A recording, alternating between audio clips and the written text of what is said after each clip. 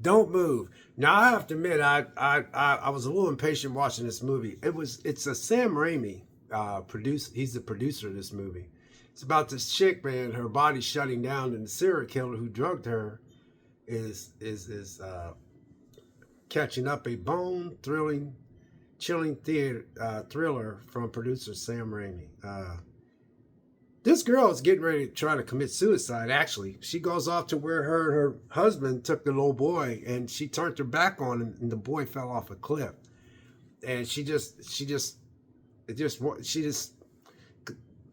said, Mom, he told her, said, I'm going to pick up 5 sticks. She said, well, he's a little boy, and she was saying, we'll see how fast she can pick up those sticks. So she turned around to keep doing something, is what she said in the movie. And the little next thing you know, she turned around, he disappeared, and he fell off the cliff. Well, the movie opens up with where there's a little shrine where the boy lost his life, and it was her little boy, and her husband is reeling from the death of that little child. So she's going out there, and it's out in this this forest. It's like a park, and she gets on the ledge, and she goes to where the boy lost his life, and that has to be rough. Well, she leaves her husband in bed, and she goes, and she doesn't even carry a phone because she was going to off herself. She was going to jump off the cliff and kill herself, and because she's so depressed losing that child. Well, this guy comes up, and he comes up, and he's like, starts sitting on a rock, starts talking to her. She said, I don't want to talk, and he was like, yeah, he was telling. He was trying to get her to talk to him, and he realized that she was going to try to jump off the cliff. Well, it looks like he was trying to talk her into not jumping off the cliff, but he was just like trying to carry a conversation. So he was telling him about how his day was, and he came out of nowhere. So he must have been following her. So at first I'm watching this movie, I'm like, I don't know, man. So I'm watching it, and then he gets her to open up, and then he's talking about how he lost his girlfriend and how he ran into his last words with his girlfriend. And he was talking about, everybody asked me, sorry about your loss, because it said he was in the hospital for a little bit and all that. And then she started feeling sorry for him, so she just kind of like backed off the cliff. She started talking to him. She told him his name, and then he's like, well, I'm not going to stop you from what you're doing. He says, but, I hope hope this might, make you have a change of plans. And so he just walked away. So next thing you know, he's walking, and she's walking behind him. Well, then when she goes to his car, they start talking, and, and then she goes to his car. He blocked her in, and she can't get in. She goes, hey, you got me blocked in. He goes, yeah, I know. And then he has an umbrella. And she goes, it's kind of nice to have an umbrella, right? And then he walks up her, and then she realized that he was up to no good. And then he tases her and electric her. He has a taser inside the umbrella. So he drugs her. Yeah, he drugs her. And then she wakes up, and then she's in the back seat of the car, and then she realized that he's going to kidnap and kill her. So then she has a knife in her back pocket. He forgot to check her back pocket. She cuts herself loose, and then she kicks the car, and they run the car into the tree. And that's how this movie gets set up.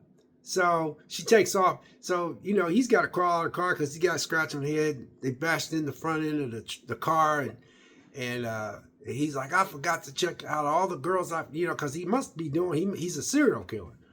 So anyway, that's how this movie's set up. So she's running through the forest, and he says, you can run as much as you want. He goes, because first he says, she said, because when she had him, she got out of the car, and then he's walking up, but he's kind of dizzy from the car wreck, and she's kind of like, and then he's like, he's coming up on her. She has a knife, and she's going to try to cut him. But then he's like, I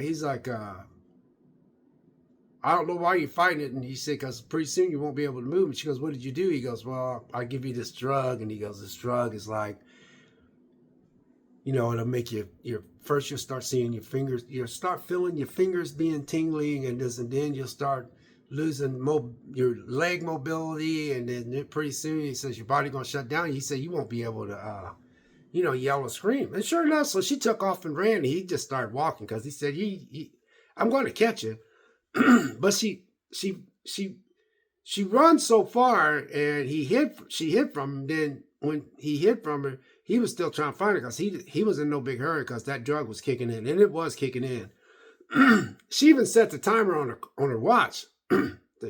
because he said she only had like 2 hours before everything was shut down. Sure enough, she shut down, but she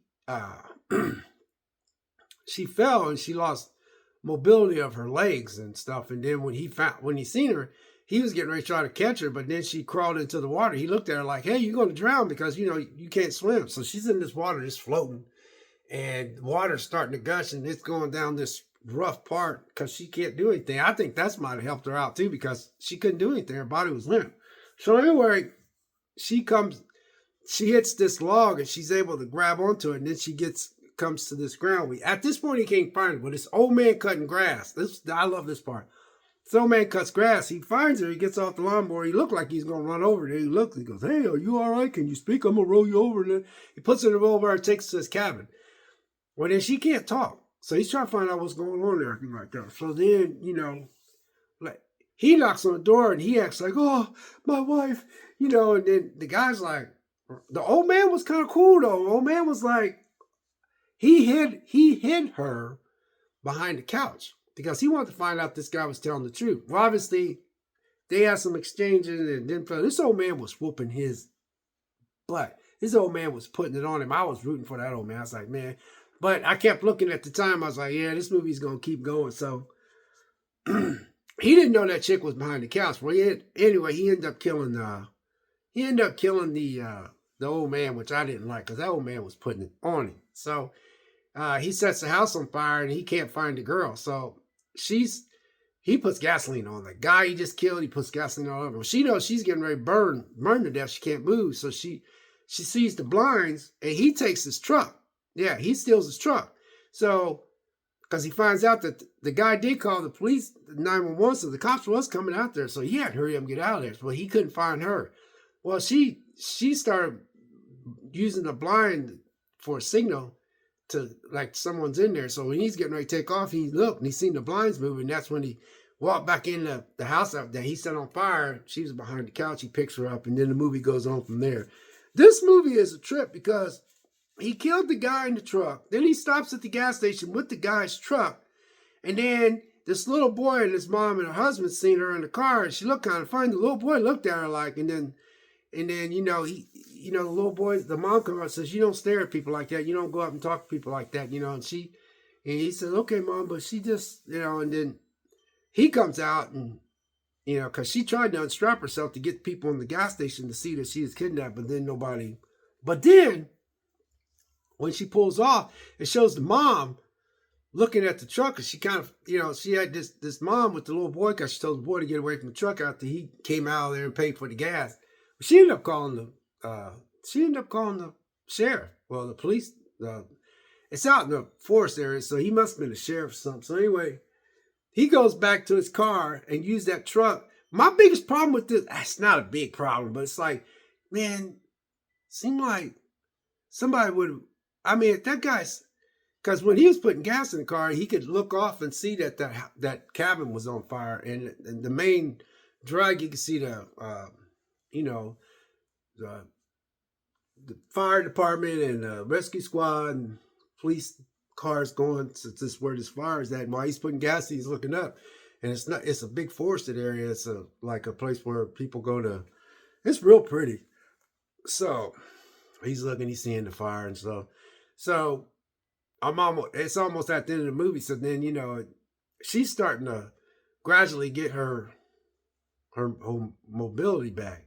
But when that sheriff pulls him over, that sheriff's asking him a lot of questions. Well, he's asking him so many questions, and then he was trying to explain that his wife had these issues, but the cop wasn't buying it. But then he was like, and this serial killer was a good actor. "Oh, my wife is this," and he's doing like this, and the guy's checking him. But then he's like, she starts making this noise. So he goes over there and he goes, "Hey," he goes, "No, you stay right there." And then he goes up there, and then she kept using her eyes and going over there. And that's when he's seen these wire ties. So while he's getting ready to pull the gun out, he just about had him, man. And he hit him with this, he was using this rope with a big, with the big steel hook on it, because he was going to try to use that truck to tow his car out of there. He hits him in the mouth, and his mouth's open, and he's dizzy because that thing hit him, and then he hit him on the head, and then he went like this, and had a big gap. It had some good shots in here, and then he bashes his head in, and she's just sitting there looking. And that's two people he done killed.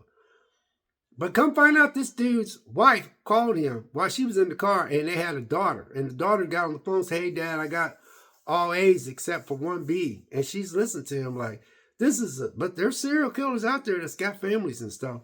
Anyway, the climax of this movie is that he gets out to this lake, and he has a knife in his back pocket, and he's going to drown her and all that kind of stuff. And then uh, she kind of talks to him to get him distracted. So while he's getting ready to drown her, throw her off in the lake because she can't do anything because this is a huge lake. So probably be months before she get found. Plus, nobody knows she's missing because she was going to commit suicide anyway. So this is one hell of a day for this woman. So anyway, she, the climax was she told him to give him, "Could I have my little boat?" Because the boy had a little boat that he died, and that was sentimental to her. He grabs the boat to give it to her, and she goes, she said something to him, and he looks, and he realized he doesn't have that knife in his back pocket. She took it out, and she jabbed him all the way up here. It was a good shot. I was sitting there going, yes! But then, he's got that knife going all the way up there, so obviously, man, he can't, this is up in here, man. You like, then, I think he tries to do something. She starts rocking the boat, and he falls in the lake. And then the gun falls on, and then she's trying to grab it. She's almost got her faculties, and then she shoots the boat and shoots him. I think she shot him in the leg, and then she shot a couple of holes in the boat. And then he floated in the water, man. He just starts floating off. And well, it shows him swimming to shore after she sliced put that knife all the way up into here and shot him in the leg. So she's still kind of trying to get her mobility back.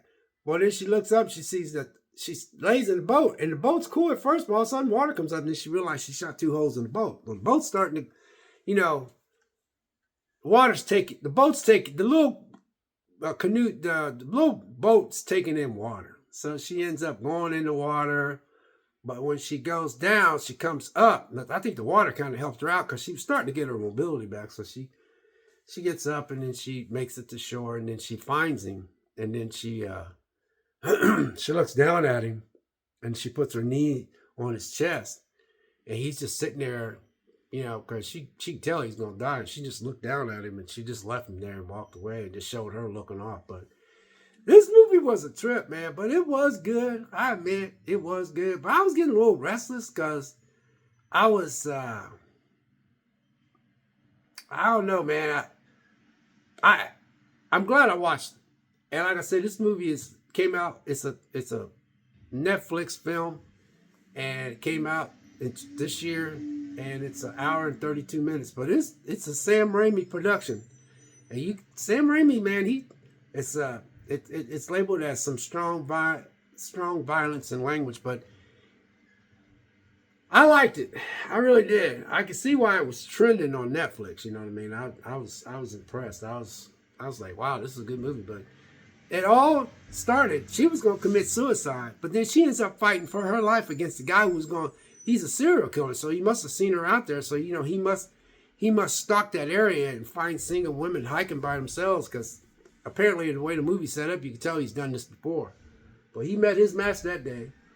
But the movie just, it ends with her just looking off, so I'm just wondering how, when she got home or when she went to her husband or something, she might have looked at life a little differently, because that is, show pictures of her little boy that died and everything like that, and that's a hard pill to take.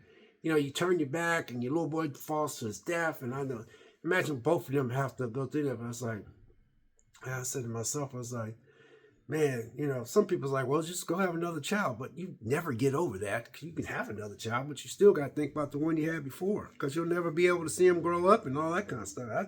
That sucks, but the movie ends up with her just standing there, and she's just looking off. But he died, man, because she put it on him at the end. But I was glad, because he was a serial killer with a wife, with a cabin out in the woods, and a daughter was in high school. Crazy. Some of these people that are serial killers. It could be people that could be businessmen, or somebody that could be successful at stuff and just look normal and could be a serial killer. You have no idea. Crazy world we live in. All right. Enjoy. God bless.